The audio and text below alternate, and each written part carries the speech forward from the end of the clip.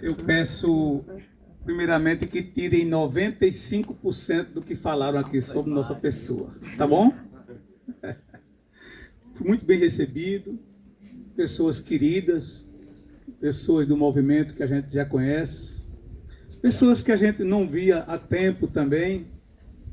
Mas, em especial, por essa vibração gostosa da natureza.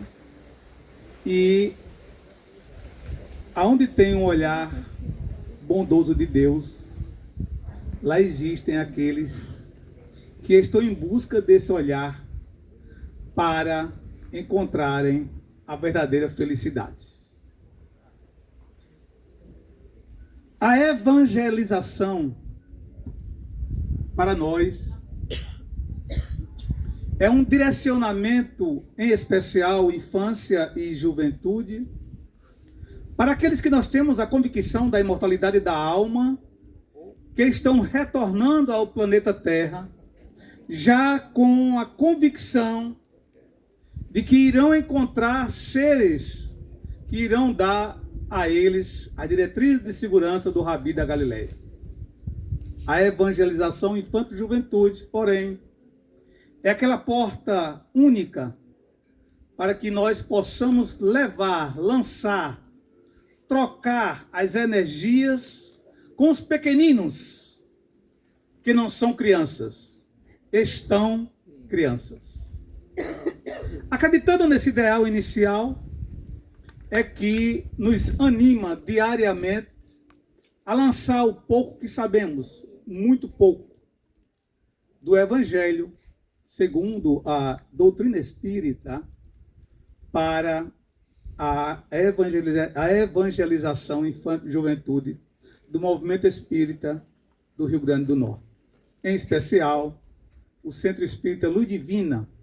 Estamos dando uma cooperação minúscula na área da CRE-Natal, Comissão Regional Espírita de Natal. A humanidade, como hoje ainda, está carente de Jesus, nos diz Amélia Rodrigues no livro O Essencial.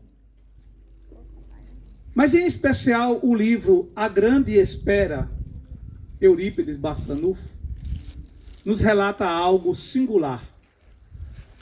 Os essênios, essa comunidade maravilhosa da época, já tinham em si a convicção que o Rabi estaria chegando no planeta. Então, o próprio livro A Grande Espera, eles tinham a ideia que a grande estrela iria chegar. Ainda hoje, em pleno século XXI, nós andamos em busca de encontrarmos Jesus. Cada um com o seu Cristo.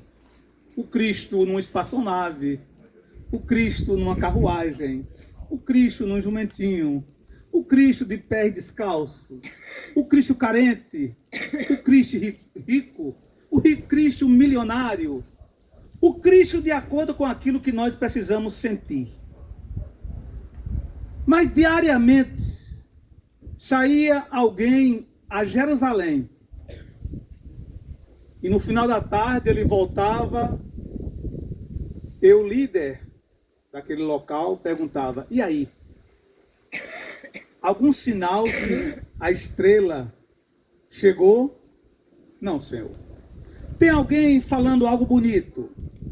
Tem alguém trazendo uma mensagem bonita? Mas ainda não é ele. A sequência do livro, que é, nela estão ali, iremos falar somente dois personagens, mas tem outros, o próprio Bezerra de Menezes e Eurípides Barçanufo. E nessa tarde em especial, chega o emissário e diz: ele chegou. Todos se animaram. Como? Algo em especial em Jerusalém aconteceu. E narrou com detalhes um certo jovem que ao penetrar nos ambientes, tudo se transformava. Imediatamente, eles se prepararam porque o líder falou: vamos nos preparar, porque com certeza ele vai chegar aqui. E aí, como nós também, naturalmente, devemos preparar a melhor casa para receber Jesus. O melhor local para receber Jesus. De preferência com tudo de bom. E assim eles fizeram. Se prepararam. Ficaram à espera. Diariamente, ia a Jerusalém e disseram: é verdade, é ele mesmo. Tudo está acontecendo diferente em Jerusalém. Preparemos-nos. Um dia, 2 dias. Cada dia algo mais especial para receber Jesus. E narra que de repente, dentro daquela comunidade, a febre penetrou na comunidade. E começou todo o sofrimento daqueles seres. Mortes, mais mortes, preces, medicamentos, nada. Lá estava o Eurípides com 16 anos de idade, na sua personalidade única, fervorosa, crente de que o Rabi iria visitar eles. No 3º, 4º, 5º dia, já não mais com perspectivas de melhora de ninguém, o viajante que vinha retornando de Jerusalém para as novidades, para dizer como foi aquele dia, narra com propriedade nessas páginas memoráveis a grande espera, que de repente ele para e uma estrela vem numa velocidade incomparável. E ele fica parado observando aquilo, e quando chega a poucos metros dele, ele acorda e tem um jovem de aproximadamente 18 anos de idade. Quando ele tenta falar, o jovem disse: não é tempo, não temos tempo, precisamos ir. Mas para onde? Pegou na sua mão e... a velocidade que ele foi, de onde ele estava até chegar no lugarejo, ele não tem como imaginar. Tentava andar, não conseguia, porque estava numa velocidade muito alta. E aquele jovem numa concentração única. E de repente ele se encontra na frente do seu povoado. O jovem nada fala. O líder, na hora que vê aquele jovem, se curva. Eurípides, até então com 16 anos, não fica diferente. E aquele jovem entra, e no outro dia, ao amanhecer, tudo estava suavemente tranquilo. Era a visita de Jesus, no momento que eles estavam mais precisando. Um dia depois, foi que o líder se dirigiu a ele. E as primeiras palavras foram: mestre, que tens a nos dizer? Um jovem, diante de um ancião de 84 anos, o líder dos essênios, reencarnação de Bezerra de Menezes. E nós vamos ler 3 folhas daquele jovem, dando a ele as diretrizes daquele povoado a partir daquele dia. Eles que não saíam para canto nenhum.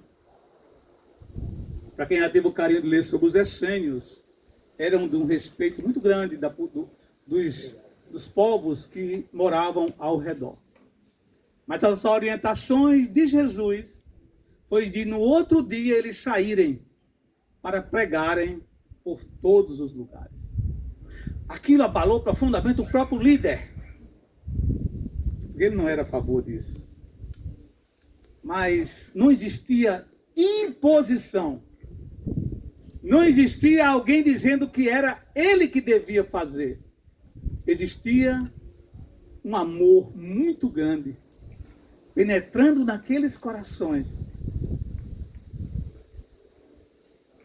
E o líder voltou para os seus: obedeçam ao que ele falar. No outro dia, o primeiro a sair para Jerusalém foi o próprio líder, que não chegou ao destino que ele ia, devido aos limites que ele tinha de saúde e a idade. Mas deu o seu testemunho, que ele estava indo sob a orientação do caminho, da verdade e da vida. Sem temer. Por isso que estamos aqui, sem temer, que estamos sendo guiados, orientados pela espiritualidade que está sob a orientação do Rabi de Galileia. Mas um jovem, sempre imaginamos um jovem, sempre observamos um jovem, mas e o jovem? Qual a oportunidade que devemos dar ao jovem? Dele poder também se expressar com aquilo que ele já tem dentro dele. Porque a evangelização de juventude não é você levar o seu conhecimento para o jovem. É você trocar com ele o conhecimento que ele tem e passar um pouco do que você também acha que tem. No meio desse conhecimento está o jovem, o eterno jovem, Jesus de Nazaré. Porque Joana de Ângeles, com propriedade, diz que ser jovem é olhar para trás e não ter vergonha do passado. Porque aqui nós estamos jovens, mas ser é sempre estar em busca do novo. E o pretérito é o presente que eu sou. Eu, nós, somos o presente riquíssimo de um arquivo do pretérito. Para, através das orientações do Rabi da Galileia, nós construirmos um feliz futuro em busca do que nós almejamos, a felicidade. Por isso, a convicção da crença na imortalidade da alma, que a doutrina espírita traz para nós dentro dos seus princípios básicos. Não é à toa que Allan Kardec, na conclusão do livro dos Espíritos, número 4, ele traz para nós algo muito rico. E por que não lermos aqui? São só 35 páginas. Tá bom? Não vai durar mais do que 4 horas. Nos diz assim na introdução número 4 do livro dos Espíritos, aliás, na conclusão número 4, o progresso da humanidade tem seu princípio na aplicação da lei de justiça, lei de amor e de caridade. Deu uma base, não foi? Essa base maravilhosa. Mas ele amplia. Lei que se funda na certeza do futuro. Tirai-lhe essa certeza e lhe tirareis a pedra fundamental. Toda a estrutura com base na imortalidade da alma. Chegaremos à perfeição relativa, com certeza. Não em 2026, 36, 46, 56. Muitos aqui, como eu, não chegaremos em 2066. Encarnados. Não é verdade? Mas poderemos estar reencarnados. Essa convicção da imortalidade da alma é que nos dá a certeza de que chegaremos ao Rabi, porque ele disse que ninguém chegará a Deus se não chegar a ele. Então chegaremos a Jesus um dia, sim. Mas não com essa vestimenta de hoje, de 2026. A imortalidade da alma é o que nós temos por certeza de que naquele momento de 2000 anos atrás em que o Rabi estava no nosso planeta a lançar a boa nova, nós também já estávamos em busca desse cálice doce que alimenta a nossa alma. Alguns ouviram, não entenderam. Outros não quiseram ouvir porque era muito agressiva a sua verdade dele, não é do Cristo. E outros ingenuamente passaram pelo seu momento sem perceber que ele era a grande estrela. o holofote, aquele que anima, aquele que alivia, aquele que encontra sempre algo bom na tragédia pessoal de cada ser humano. Nessa colocação da conclusão de Allan Kardec, do Livro dos Espíritos, número 4, nos abre um leque grandioso. Lei de justiça, de amor e de caridade. É o nosso objetivo. É a nossa transformação moral. Não aquela justiça imposta, aliviada, suave. A caridade, como o nosso irmão leu aqui. Caridade material, imediata, e a caridade espiritual, benevolência. Mas há algo doce para que nós possamos entender todo o ensinamento desse mestre que sempre está conosco. Ele disse com doçura: não vos deixareis órfãos. Jesus não poderia falar algo só para nos... Ele falava com convicção. Não vos deixarei órfãos. E se nós formos buscar na história, sempre tem um representante dele aliviando os nossos corações. Sempre. Em todos os séculos, veio alguém dar o seu grito de amor, de perdão, de solidariedade, de convicção, de alegria, nos prometendo com certeza de que ele está vivo. O Cristo vivo, não mais o Cristo na cruz morto. Ele deu o seu testemunho de vida. Nós vimos aqui psicografias dando-nos a certeza da vida. Por isso, a conclusão número 4. A certeza de que aqueles que partiram antes de nós não acabaram. Não foi alguém que foi apagado. É alguém que a vestimenta, ou seja, aquela parte que apresenta-se a nós, não mais está conosco. Mas é a essência, o espírito, o self, aquele que não perde a sua personalidade, esse continua. Esses somos nós, hoje encarnados, amanhã desencarnados. Mas em ordem crescente de aprendizado, sempre em busca dessa luz doce, que quando ouvimos nos diz com convicção João de Ângeles: quem conhece Jesus nunca mais é o mesmo. Pertence.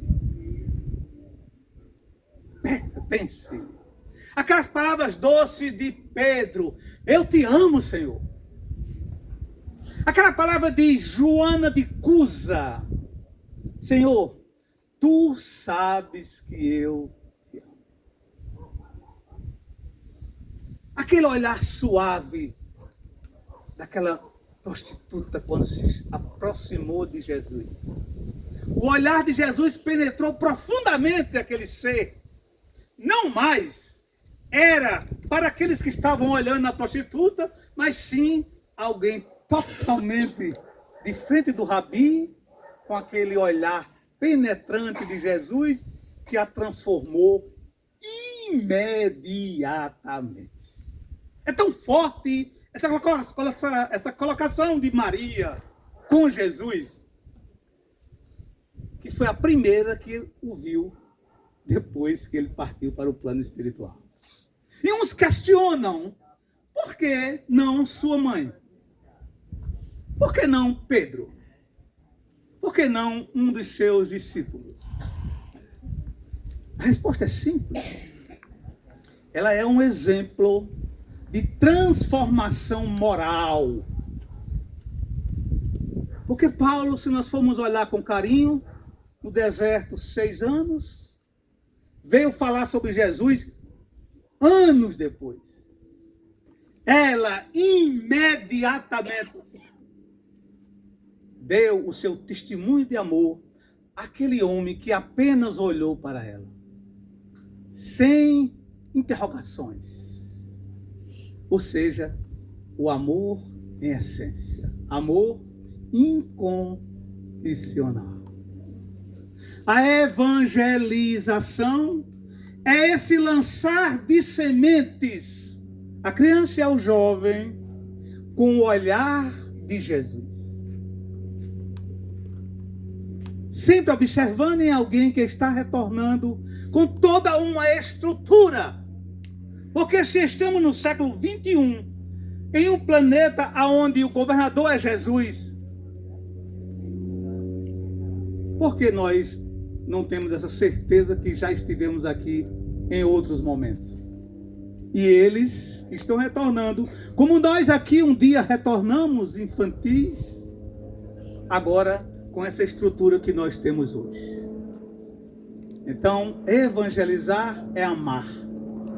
Evangelizar é dar a oportunidade de alguém também despertar para juntos cantarmos uma das mais belas canções que Jesus trouxe para nós, as bem-aventuranças. E são os mansos e pacíficos, e são os brandos que serão chamados de filhos de Deus. Ou seja, mansuetude. Solove. Precisamos ouvir mais isso. Amor. É necessário sentirmos isso no nosso coração. É importante o olhar suave, principalmente para nós, sem nos agredirmos. O alto perdão. Porque Deus, onipotente, onipresente, soberanamente bom e justo, não está a nos observar com as interrogações de quem nós somos. Há uma conscientização, uma lei universal que acredita na sua criatura para que ela possa chegar à perfeição relativa. Então não existe uma imposição para tal. Existe uma confiabilidade de uma transformação moral. Que é aí onde, independente da religião que estamos a seguir,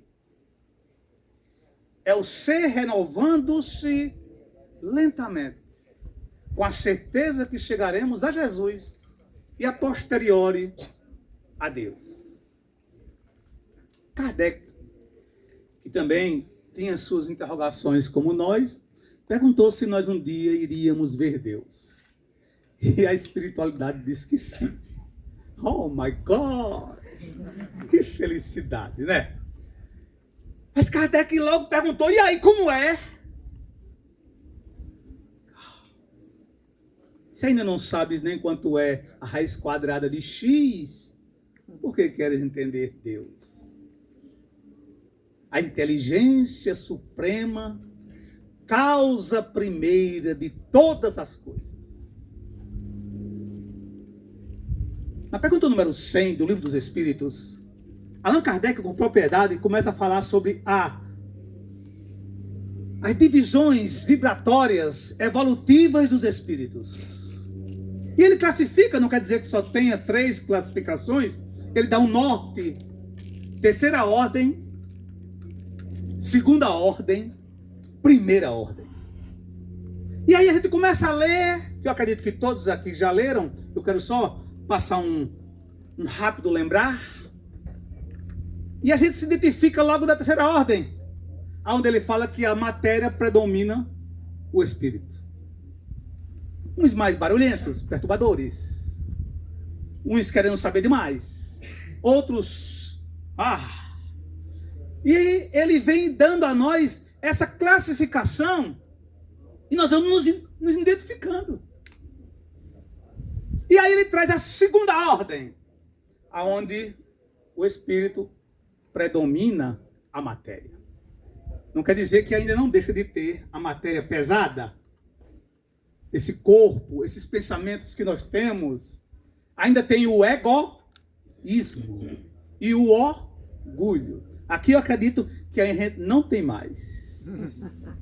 Mas dentro desse raciocínio maravilhoso que Allan Kardec traz para nós começamos a entender que nosso caminho é chegarmos com convicção à segunda ordem,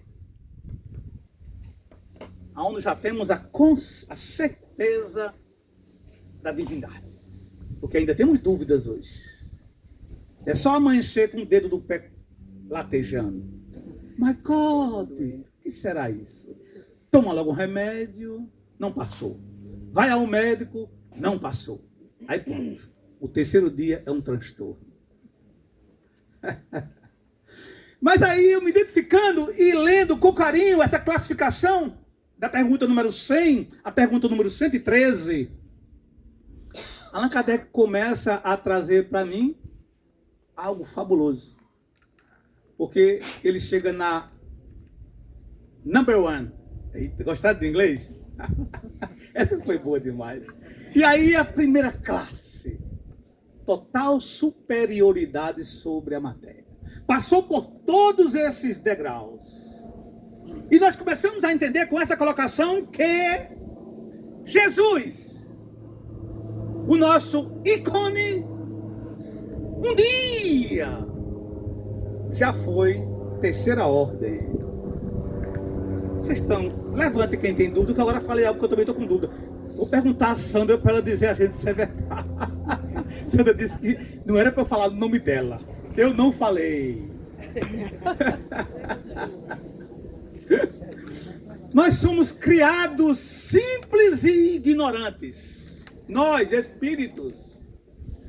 E quando nós chegamos a espírito com E maiúsculo, para isso nós temos o estudo sistematizado da doutrina espírita, porque existe espírito com E minúsculo e espírito com E maiúsculo.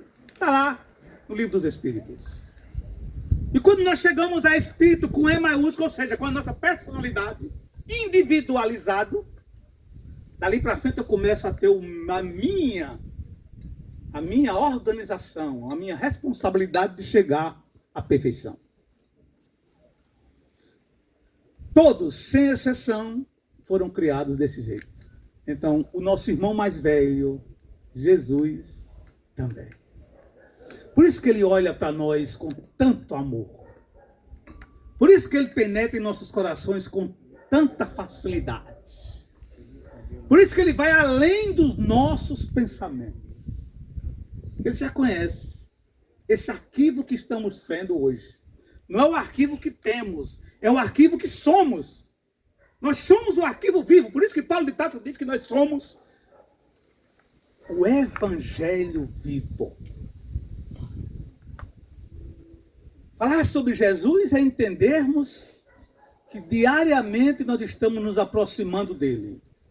Mas o livro memorável que estamos a falar, o livro dos Espíritos, diz que nós também podemos estacionar. É um direito nosso. Não quero mais, eu quero estacionar. Cadê a rede? Deita na rede, pega um coquinho, começa a tomar água de coco. É um direito meu. E aí, como tudo infla, nada fica parado no universo, outros vão evoluindo. E eu começo a perceber, uai. E vamos para o nosso paraibano, que sou eu. Oxente! Isso que o pessoal daqui era tudo bonito, já não está mais bonito. Tem coisa mais bonita na frente. Lá vou eu em busca do mais bonito. Calma. Agora vai devagarzinho, que aquele mais bonito é porque estão mais evoluídos. Mas não quer dizer que tu também não possa. Então, se eu dormi um pouquinho, se eu curti minha vida, se eu achei que tudo era belo do jeito que eu era, agora para eu encontrar, para eu ir em busca de mais esforço. Por isso que não temos como perder tempo. E essa importância de irmos em busca de Jesus é que temos no planeta Terra as denominações religiosas. Seria uma audácia eu aqui hoje dizer que só a doutrina espírita. Aí eu vou usar um termo bem interessante e vocês botem uma interrogação com um parêntese. Só a doutrina espírita salva. Que audácia, né? Quando disseram para o rei, tu és reis Ele respondeu, tu que o dizes. Tu que o dizes. Olha aqui, que simplicidade profunda, né? Que simplicidade profunda. Tá boa a conversa, pessoal? My God. Posso ler mais um pouquinho? Pode.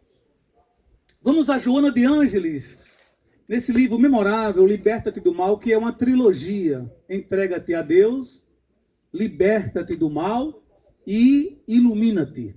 É uma trilogia de Joana de Ângeles riquíssima. E ela diz algo que tem a ver com a introdução do livro dos Espíritos, a conclusão do livro dos Espíritos. Ela diz assim para nós: quando a crença na imortalidade do espírito é legítima, ocorre uma profunda mudança no indivíduo que se ilumina pelo conhecimento libertador. Que doçura, né? Emmanuel, no livro Fonte Viva, por lição 74, por título Quando há luz, ele diz algo no primeiro parágrafo que é igual a essa colocação do Joana de Ângeles. Quando Jesus penetra no coração de um homem, modifica-se-lhe por completo. Vamos rir, coisa gostosa ouvir isso, né? Modifica-se-nos por completo.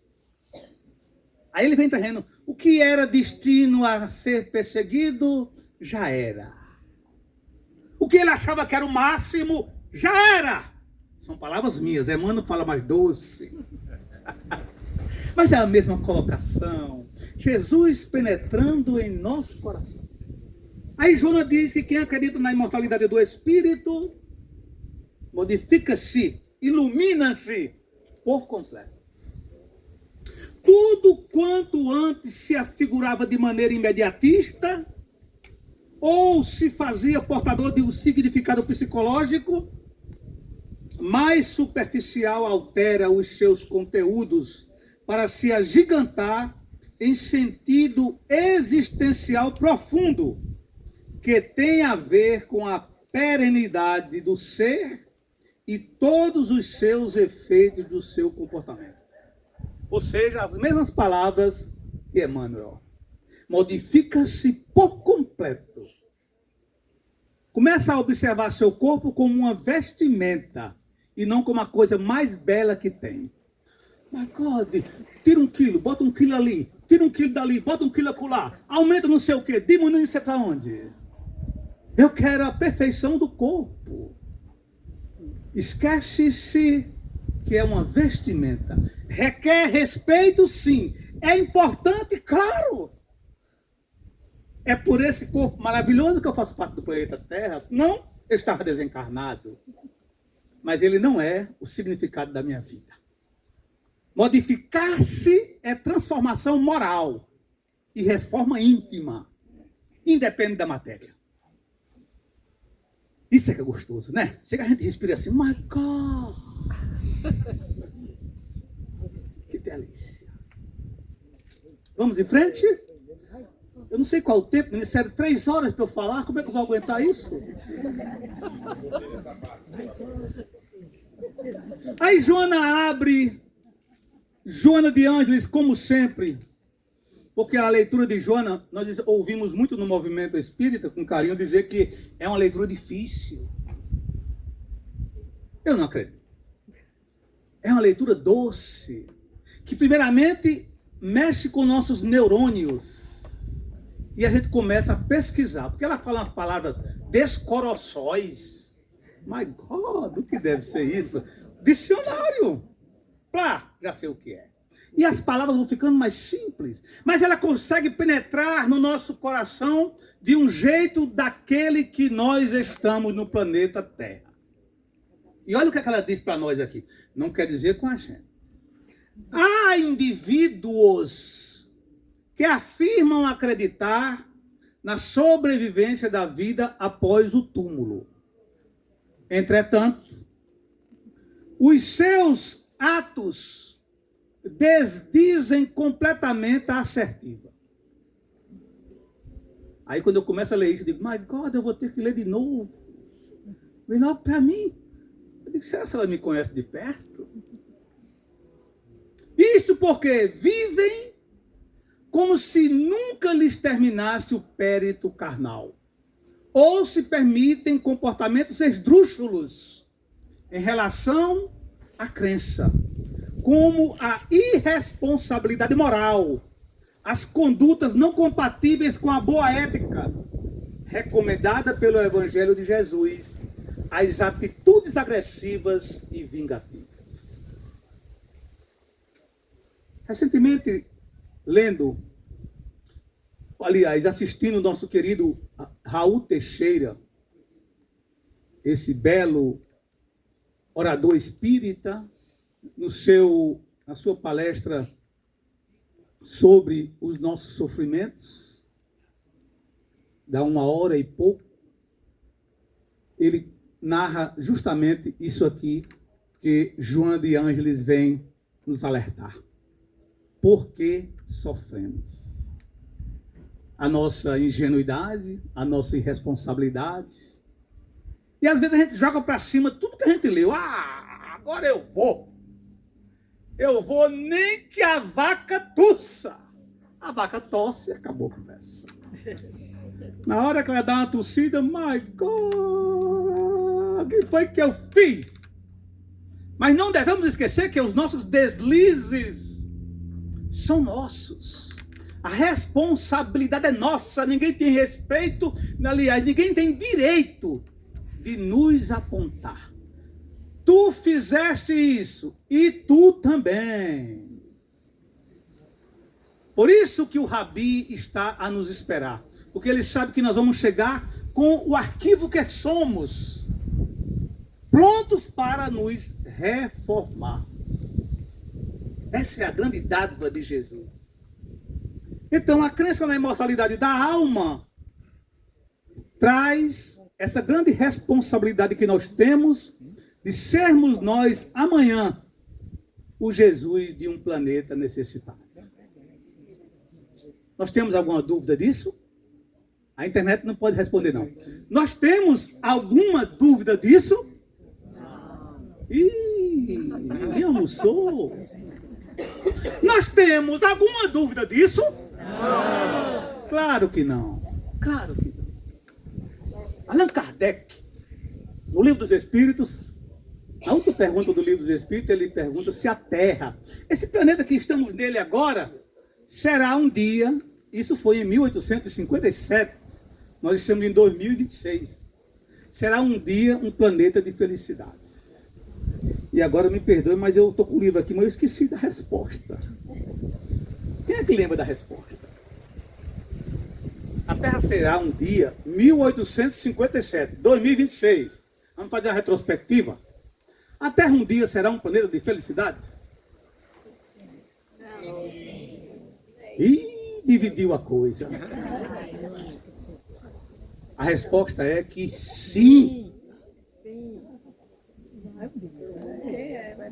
Nós já somos mais felizes hoje do que em outrora.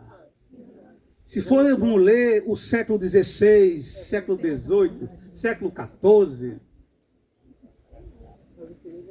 a evolução não é em população, a evolução é individual. No último capítulo do livro A Gênese, responde essa última pergunta do Livro dos Espíritos. A nova geração. Eles virão, não aqueles que vêm de outros planetas, mas sim eles reencarnarão. 1868. Estamos em 2026. Quem são eles que virão? Quem são eles que reencarnarão? Para dar o testemunho. Quem são eles? Why? Quem são eles?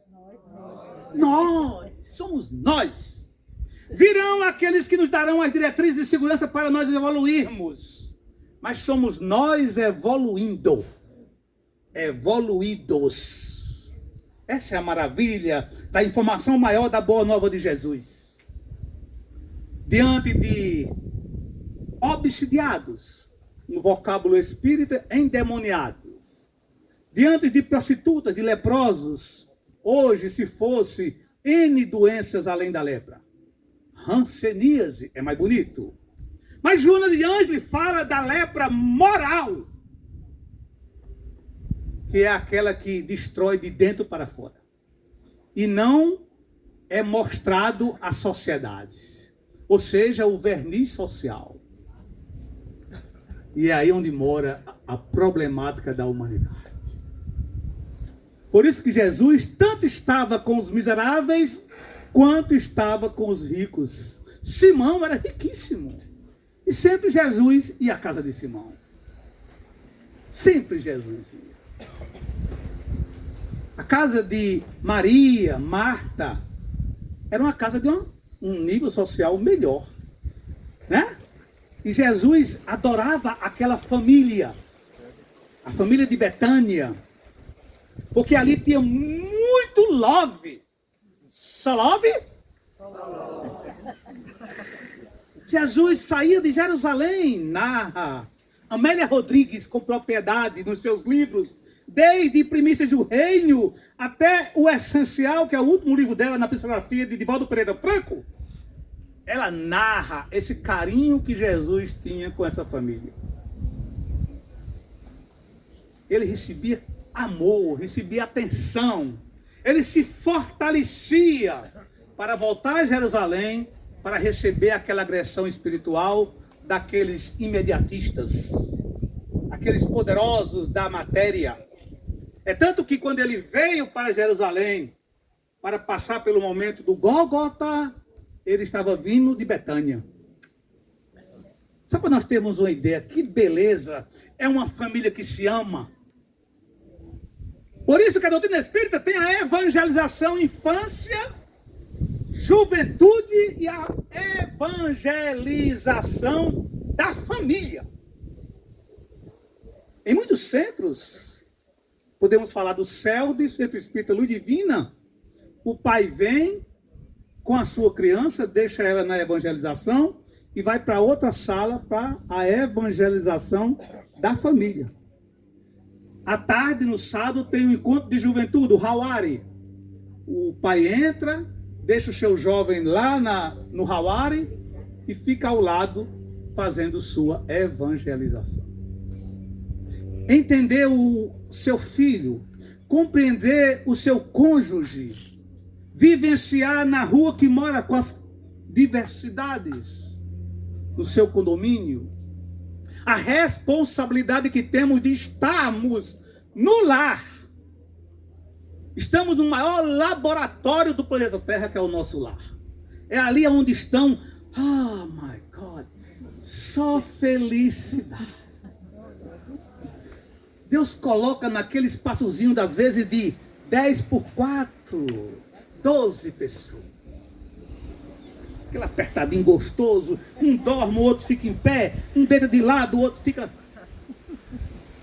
Para se amarem. O objetivo é se amar. O nosso objetivo no planeta Terra nada mais é do que aprendermos a amar. Sejamos nós crianças, sejamos nós jovens ou jovem há mais tempo. Jovem há mais tempo. Oh, coisa boa. Conversando com um amigo nosso, o nosso irmão Valdemar, amigo de muitos anos, completou agora 65 anos, e eu pertinho dele, vou completar 62.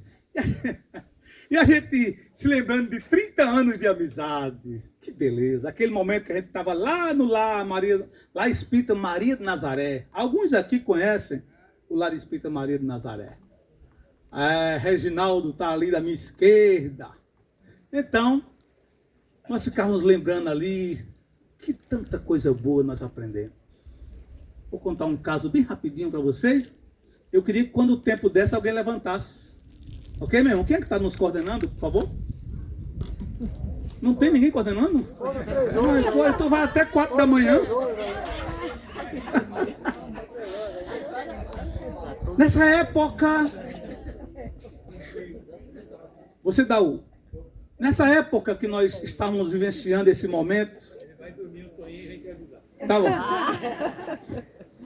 Nessa época que nós estávamos vivenciando esse momento com esse nosso irmão e outros irmãos, e nós passávamos por um momento muito especial, que era o momento de trabalharmos principalmente a questão financeira.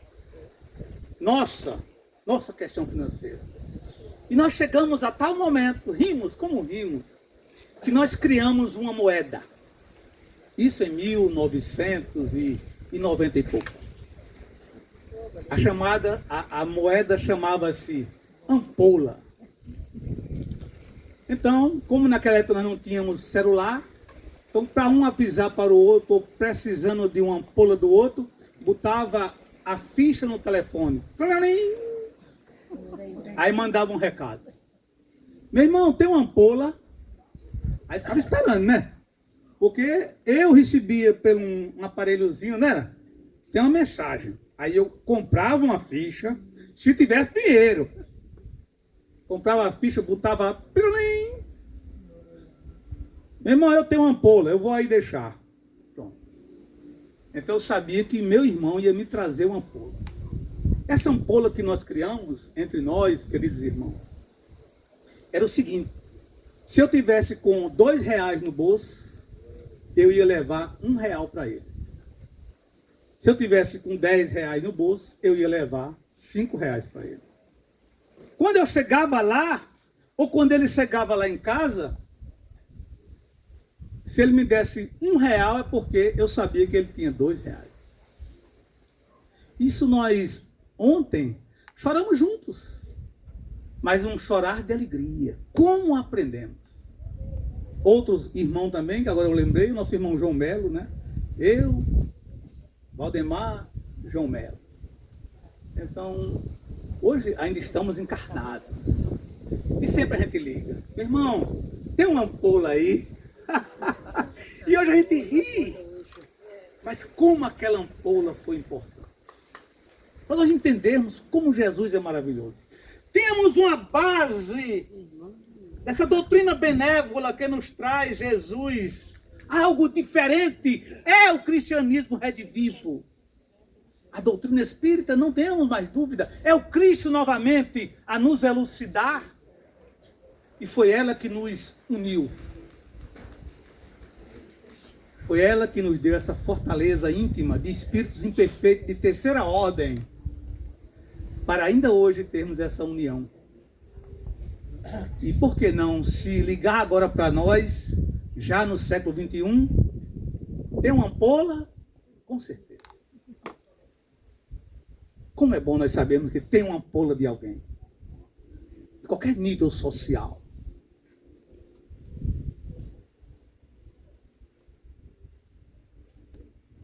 Esse livro memorável, novo, que foi lançado agora, o Evangelho segundo o Espiritismo, tem um capítulo muito rico. O capítulo 6. O Cristo Consolador.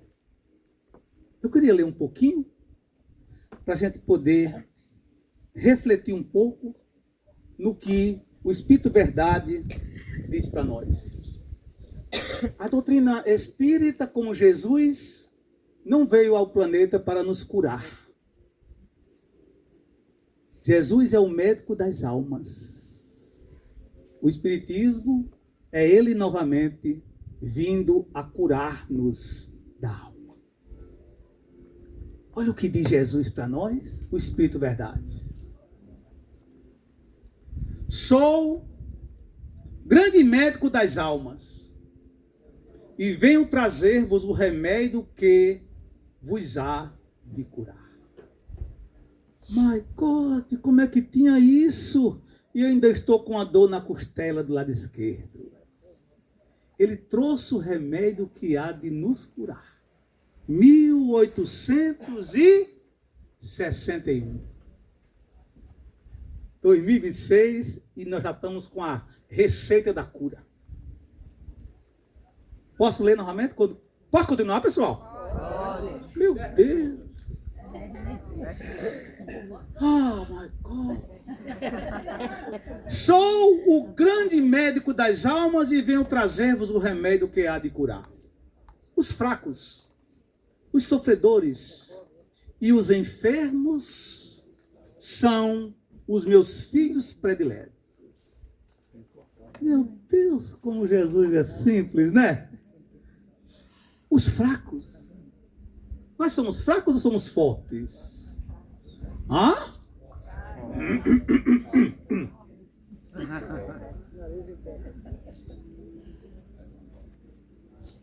Que beleza, né? Essa leitura.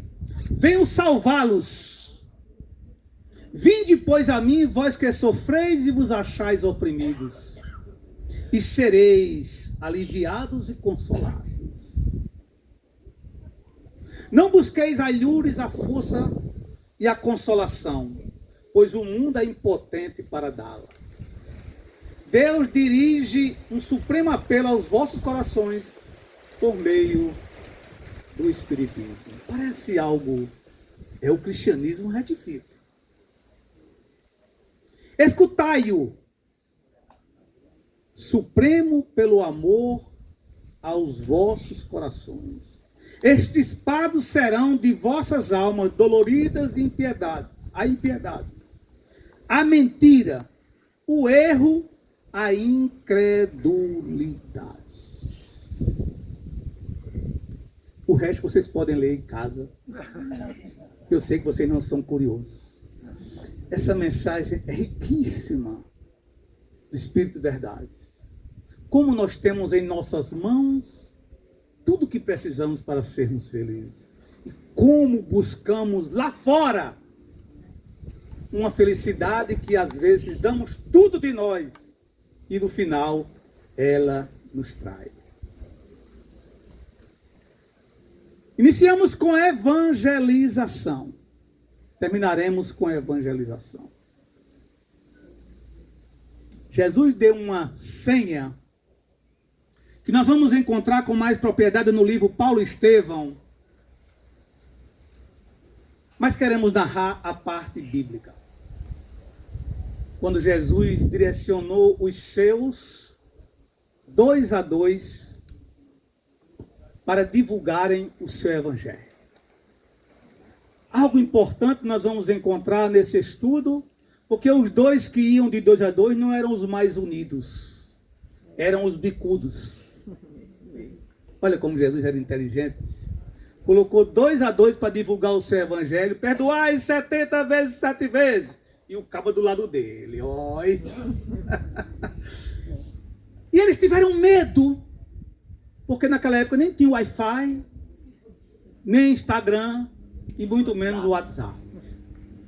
E eles disseram: Senhor, e nós vamos sair, como é que nós vamos nos encontrar? Como é que nós vamos nos entender? Como é que nós vamos... Aí ele deu a chave, o Wi-Fi. Porque hoje a gente chega no local, entra, a pessoa pergunta, pois não, a gente não pergunta nem quem é, como é seu nome, já diz assim, qual é a senha do Wi-Fi? Qual é a senha do Wi-Fi? O que, senhor? Bom, se for aqui, quando eu vou, cheguei ali, desliga o telefone, diz, pronto. Me desliguei do globo terrestre. Então, eles perguntaram a Jesus: Senhor, como nós nos encontraremos? Como nós nos entendemos? Como nós podemos nos encontrar? Ele disse que é muito simples. A chave é: amai-vos uns. Aonde tem amor, a reciprocidade é simples. Aonde tem amor, o olhar é profundo. E como nos deram 3 horas para falar, eu quero finalizar com um padre que tem a responsabilidade de fazer a Fazenda Esperança aqui no nosso Brasil, uma das entidades mais respeitadas do nosso Brasil brasileiro. E quando o Papa veio a Natal, ao Brasil recentemente, ele só visitou uma instituição, não é o Papa Francisco, o anterior. ele só visitou uma instituição aqui no Brasil, que foi a Fazenda. Porque o padre fundador da Fazenda tinha com ele um conhecimento e disse que ele precisava ir lá. Mas para chegar aonde ele estava, no interior de São Paulo, tinha um problema.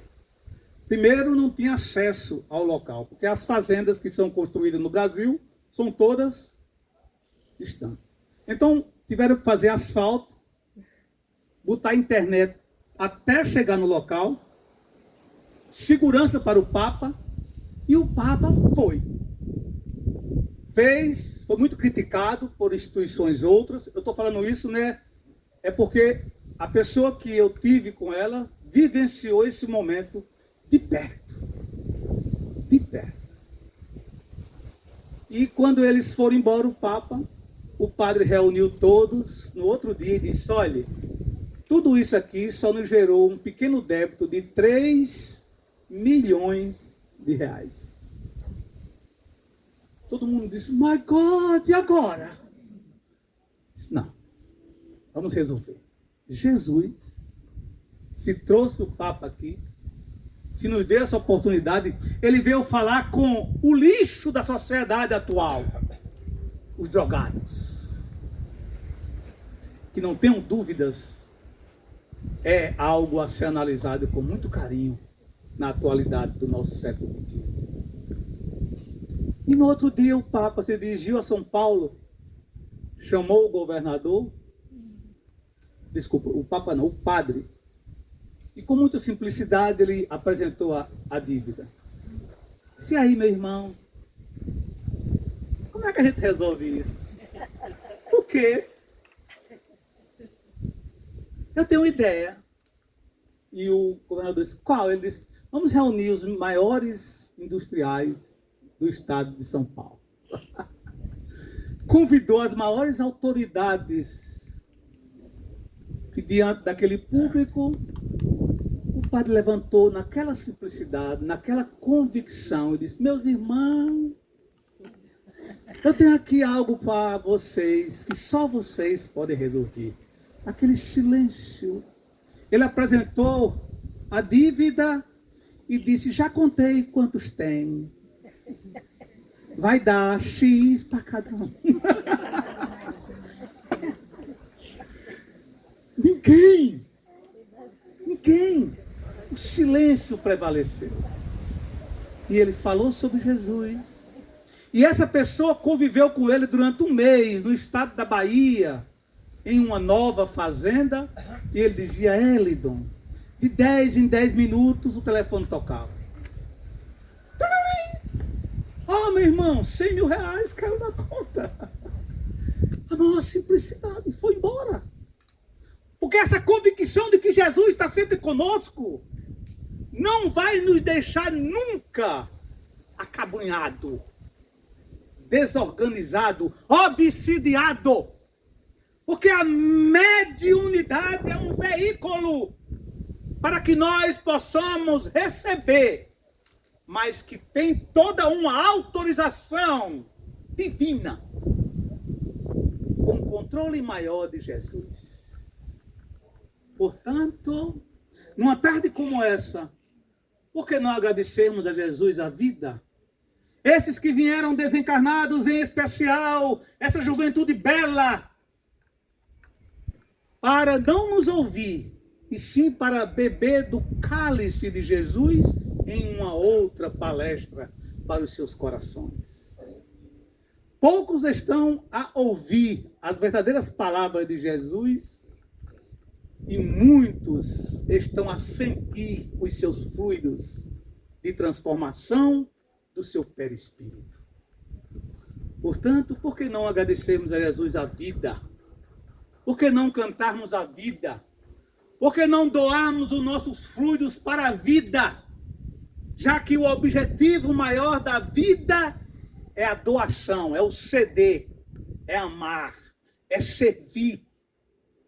O nosso maior objetivo da atualidade do século XXI é aprender a servir.